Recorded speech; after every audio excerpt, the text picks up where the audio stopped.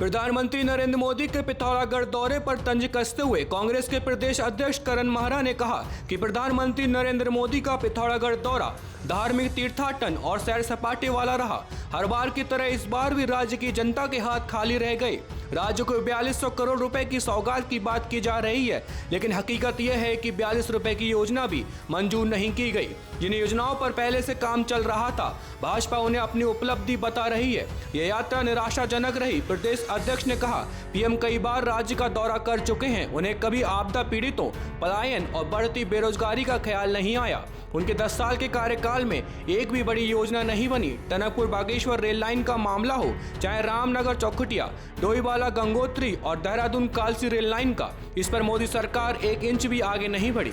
इस पूरे मामले पर भाजपा धर्मपुर विधायक विनोद चमोली ने पत्रकारों से बात करते हुए कहा कि प्रधानमंत्री मोदी का उत्तराखंड से लगाव रहा है और वो हमेशा कुछ न कुछ उत्तराखंड को देकर ही जाते हैं। धर्मपुर विधायक ने कांग्रेस पर जुबानी वार करते हुए कहा कि कांग्रेस मुद्दाहीन है और उसे सिर्फ राजनीति ही करनी आती है। भाजपा सरकार, देखिए, सबसे पहली बात तो यह है कि उत्तराखंड का सौभाग्य है कि हमारे प्रधानमंत्री लगातार उत्तराखंड से जुड़े रहते हैं। उत्तराखंड में उनका आना जाना रहता है। उसके कारण उत्तराखंड के विकास को गति मिलती है।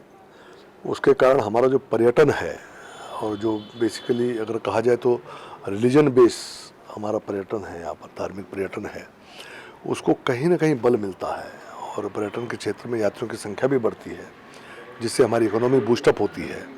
साथ ही जैसे उनका इस बार आना हुआ तो वो बॉर्डर एरिया जरूर जाते हैं और सीमाओं पर जाने से जो सीमांत क्षेत्र हैं, जो वहाँ पर जो पलायन का एक बड़ा इशू रहता है, तो कहीं ना कहीं उसको रोकने में हम कामयाब होंगे।